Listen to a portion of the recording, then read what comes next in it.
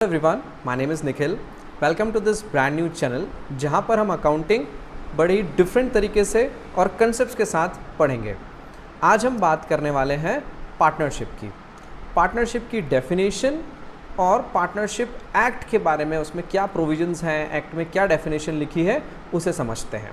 ये आपका पहला टॉपिक है, तो इसे ज़रा ध्यान से और बेसिक्स के साथ पढ़िए, क्योंकि ये जो इनिशियल वीडियोस हैं, जो फंडामेंटल्स जिसे पार्टनरशिप के कहा जाता है, ये वीडियोस बड़े इंपॉर्टेंट हैं।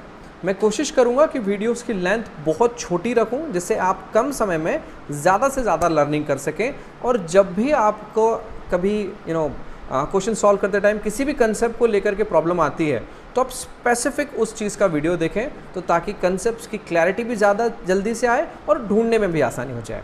तो स्टार्ट करते हैं पार्टनरशिप की डेफिनेशन को लेके।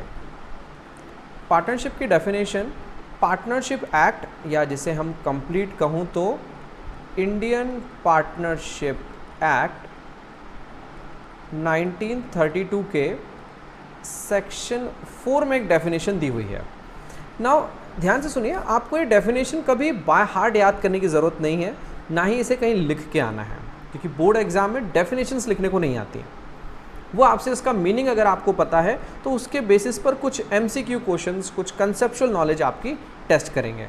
तो मैं डेफिनेशन की तरफ नहीं जा रहा हूँ, मैं उस बड़ी सी डेफिनेशन का बेसिक क्रक्स जो आपके एग्ज़ाम ओरिएंटेड है वो बताता हूँ कि भाई पार्टनरशिप एक्ट सेक्शन 4 के हिसाब से पार्टनरशिप क्या होनी चाहिए।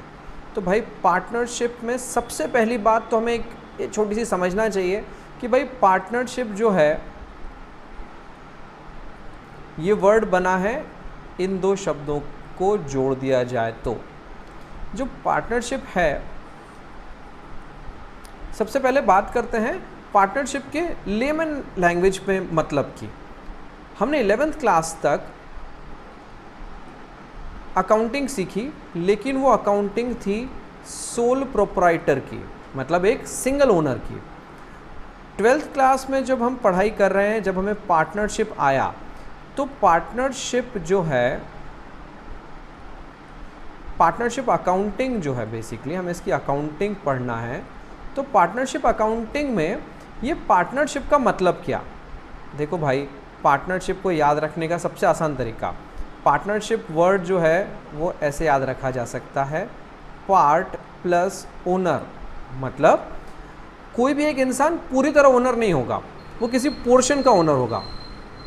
मतलब वो ओनरशिप जो है वो स्प्लिटेड होगी 2 या 2 से ज़्यादा लोगों में। किसी भी इंडिविजुअल पर्सन के पास ओनरशिप नहीं होगी 100%, राइट।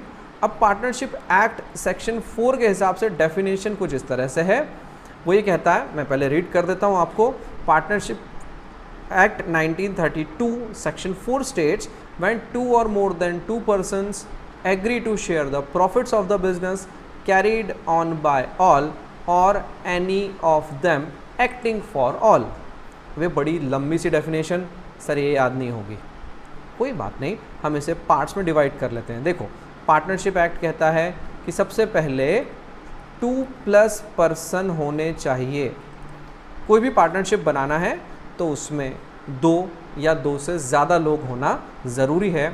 एक इंसान, मैं अपने आप से पार्टनरशिप नहीं कर सकता, तो हमेशा पार्टनरशिप 2 या 2 से ज़्यादा लोगों के लिए होगी। दूसरी बात, उनके बीच में एग्रीमेंट होना चाहिए। एग्रीमेंट मतलब जिसे स्कूल में बड़े प्रॉपर सोफिस्टिकेटेड लैंग्वेज में कहा जाता है पार्टनरशिप डीड।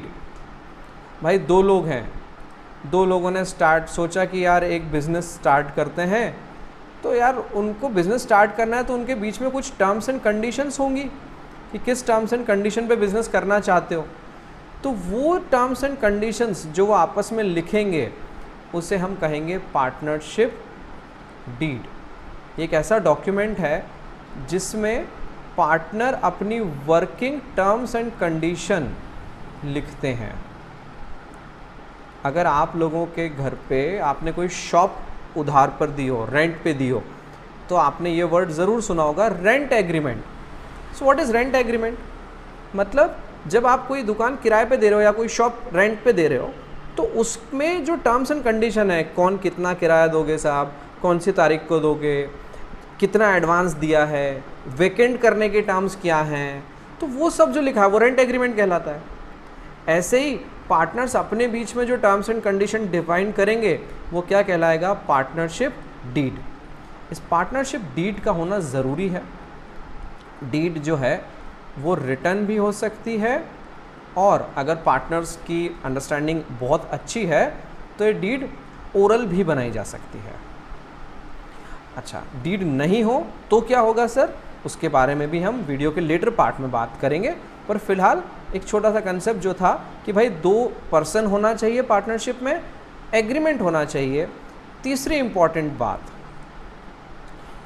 ये जो काम कर रहे हैं ये बिजनेस होना चाहिए। मीन्स आप जिस भी काम के लिए पार्टनरशिप बना रहे हैं तो उसका कोर, वो जो एक्टिविटी है वो बिजनेस होना चाहिए। बिजनेस होना चाहिए मतलब सर क्या मतलब इस बात का, बिजनेस मतलब आप जो एक्टिविटी कर रहे हो उसका कोर एम प्रॉफिट अर्निंग होना चाहिए। मतलब आप एनजीओ या कोई सोशल कॉज के लिए अगर कोई काम कर रहे हैं तो वहाँ पर पार्टनरशिप नहीं हो सकती। पार्टनरशिप सिर्फ तभी बनती है जब आपका एम, जो एक्टिविटी आप कर रहे हैं उसका एम प्रॉफिट अर्निंग हो। ये 1 मार्कर क्वेश्चन में एग्ज़ाम में आता है। से ए और बी ने एक एनजीओ स्टार्ट किया, क्या वो पार्टनरशिप की कैटेगरी में आएगा? सो आंसर इज़ नो, वो प्रॉफिट शेयरिंग नहीं है, इसलिए वो पार्टनरशिप कैटेगरी में फॉल नहीं करेगा। अभी तक हमने 3 बातें सीख ली हैं। पहली थी 2 या 2 से ज़्यादा लोग होना चाहिए। दूसरा, उनके बीच में एक एग्रीमेंट होना चाहिए, मीन्स वो किसी चीज़ टर्म्स एंड कंडीशन पे एग्री कर रहे हैं। तीसरी बात, बिजनेस का होना ज़रूरी है। चौथी बात, पार्टनर्स में प्रॉफिट शेयरिंग कंपलसरी है। मीन्स ए और बी 2 पार्टनर थे। ए ने कहा जो भी बिजनेस करेंगे उसका 100% प्रॉफिट मैं रखूँगा। बी को कहा यार तू इस प्रॉफिट के झंझट से दूर रहे, तुझे 2 लाख पर एनम सैलरी मिलेगी, प्रॉफिट हो या ना हो तुझे तो सैलरी दे देंगे हम। सो इन दिस सिनेरियो ये पार्टनरशिप नहीं कहलाएगा। द सिंपल रीज़न, इनके बीच में प्रॉफिट शेयरिंग जब तक ना हो तब तक ये बिजनेस पार्टनरशिप में नहीं काउंट हो सकता। Now the question arises, sir profit sharing कितनी होना चाहिए? मतलब ज़रूरी है क्या वो 50-50 हो? नहीं, ज़रूरी नहीं है। 70-30 भी हो सकती है, 80-20 भी हो सकती है। ऐसा हो सकता है क्या सर कि एक पार्टनर 99% रख ले और एक को 1% दे दे? हाँ, ये भी हो सकता है। पार्टनरशिप एक्ट कहता है कि बिजनेस में प्रॉफिट शेयरिंग हो, ये कंपल्शन है। अगर कितनी हो इसके बारे में कुछ भी नहीं लिखा गया है, राइट। तो हमने अभी तक 4 कैरेक्टरिस्टिक्स पढ़ ली। पहली, पार्टनरशिप बनाने के लिए 2 या 2 से ज़्यादा लोग। दूसरी बात, एग्रीमेंट होना चाहिए। तीसरी बात, बिजनेस का एग्जिस्टेंस होना चाहिए। और चौथी बात, प्रॉफिट की शेयरिंग उनके बीच में होना चाहिए। ऐसा नहीं हो सकता कि एक ही पार्टनर या 2 पार्टनर सारा प्रॉफिट रख लें और तीसरे पार्टनर को कुछ ना दें, तो फिर वो पार्टनर नहीं कहलाएंगे। Fifth and the last point is, partners के बीच में म्यूचुअल एजेंसी होती है। अब now what is mutual agency? ये बड़ा इंटरेस्टिंग कंसेप्ट है। ये कहता है कि भाई मान लीजिए देयर आर 3 पार्टनर्स। अब सिचुएशन एक अराइज होगी, या तो ये तीनों वर्क करें, ऑल विल वर्क, या एक सिचुएशन ये हो सकती है कि इनमें से कोई भी एक सबके बिहाफ पर काम करे। Say for example, A is working, B and C उन्होंने पैसा लगा दिया लेकिन वो कोई वर्क में इन्वॉल्व नहीं होते। But due to this mutual agency concept, A के वर्क के लिए, for A's work, B and C will equally responsible.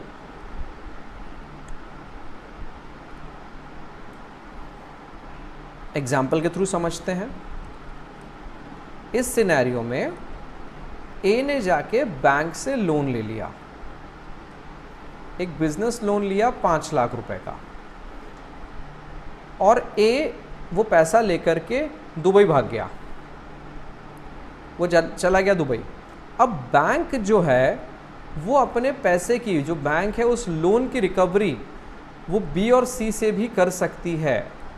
B और सी ये बोल के डिनाई नहीं कर सकते कि यार ये लोन तो ए ने लिया था, आप उसको पकड़ लो, हमें तो पता ही नहीं है, हम तो काम ही नहीं कर रहे थे, राइट। सो म्यूचुअल एजेंसी का मतलब है कि या तो ऑल पार्टनर विल वर्क और any of the partner will work और any of the partner will work on behalf of others. दूसरे के लिए एक पार्टनर काम कर रहा है, राइट। तो टोटल 5 पॉइंट थे जो आपकी पार्टनरशिप डेफिनेशन को कंप्लीट करते हैं। दिस 5 पॉइंट्स आर 2+ पर्सन होना, 2 और मोर देन 2 पर्सन, एग्रीमेंट होना, बिजनेस का एग्जिस्टेंस होना, प्रॉफिट शेयरिंग होना एंड एक दूसरे के वर्क के लिए उनकी रिस्पॉन्सिबिलिटी। नाउ इसका सेकेंड इंपॉर्टेंट कंसेप्ट जो आपके काम में आएगा, जो शायद सबसे ज़्यादा काम में वही आता है, वो है कि सर पार्टनरशिप डीड अगर नहीं है, आपने कहा एग्रीमेंट होना चाहिए, लेकिन अगर एग्रीमेंट नहीं है तो फिर क्या होगा। देखिए एक छोटा सा फ्लो चार्ट बनाइए अपनी कॉपी में कि पार्टनरशिप में हम सबसे पहली प्रायोरिटी देते हैं पार्टनरशिप डीड को। मतलब जो पार्टनर्स ने एग्रीमेंट बनाया है आपस में, सबसे पहले प्रायोरिटी उसे दी जाती है कि उसमें क्या क्या पॉइंट्स लिखे हुए हैं। अगर डीड नहीं है, ऐसा भी हो सकता है कि पार्टनर्स ने आपस में डीड प्रिपेयर नहीं करी। अगर डीड नहीं होती है या पार्टनर्स डीड बनाना भूल गए या उनमें कोई डिस्प्यूट आ गया किसी पॉइंट को लेकर के, तो अगर डीड नहीं है तो उस केस में पार्टनरशिप एक्ट 1932 के प्रोविजंस एप्लीकेबल हो जाते हैं।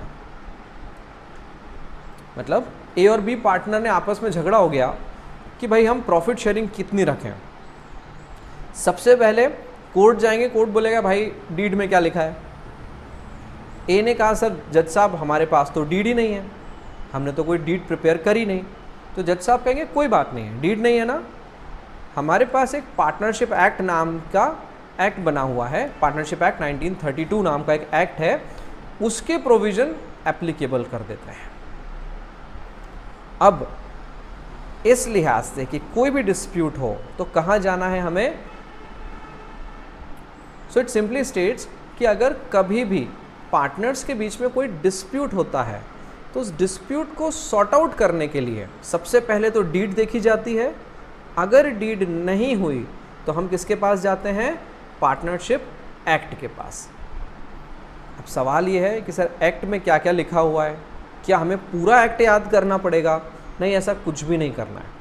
हमें इस एक्ट के अकाउंटिंग प्रोविजंस पढ़ने हैं and these accounting provisions are, पहला प्रोविजन है प्रॉफिट शेयरिंग रेशियो को लेके। अगर पार्टनर्स आपस में झगड़ लिए कि भाई प्रॉफिट शेयरिंग क्या होगी, so in that case profit sharing ratio act कहता है हमेशा होना चाहिए इक्वल। मीन्स अगर 2 पार्टनर हैं तो 50-50, 3 है तो 33-33-33, 4 है तो 25-25-25 और 25 एंड सो ऑन। क्लियर? कब आएंगे प्रोविजंस? जब डीड नहीं है। डीड में अगर आपने लिख दिया कि ए और बी का प्रॉफिट शेयरिंग 60-40 है तो वो एप्लीकेबल होगा। ये प्रोविजंस तब एप्लीकेबल हैं जब या तो डीड नहीं है या डीड में कोई प्रोविजन नहीं है। दूसरा पॉइंट, पार्टनर को कोई भी सैलरी, कमीशन ब्रोकरेज या कोई भी एनी अदर टाइप का मॉनेटरी कंपनसेशन अलाउ नहीं होता। किसी भी पार्टनर को ना तो सैलरी मिलेगी, ना कमीशन मिलेगा, ना ब्रोकरेज मिलेगी। अगर आप किसी पार्टनर को सैलरी देना चाहते हैं तो बड़ा आसान है, डीड में लिख दो। डीड में नहीं लिखा तो फिर पार्टनरशिप एक्ट तो कहता है ना सैलरी, ना कमीशन, ना ब्रोकरेज। थर्ड पॉइंट की तरफ चलते हैं। ये कहता है interest on capital and interest on drawings, ये दोनों भी पार्टनर्स को अलाउड नहीं है। ना तो किसी पार्टनर को इंटरेस्ट ऑन कैपिटल मिलेगा और ना ही इंटरेस्ट ऑन ड्राइंग मिलेगा। पार्टनर्स चाहते हैं कि भाई हम इंटरेस्ट ऑन कैपिटल दें तो डीड में लिख दो, सिंपल। डीड में नहीं लिखा तो भाई एक्ट तो कहता है हम तो अलाउ नहीं करने वाले।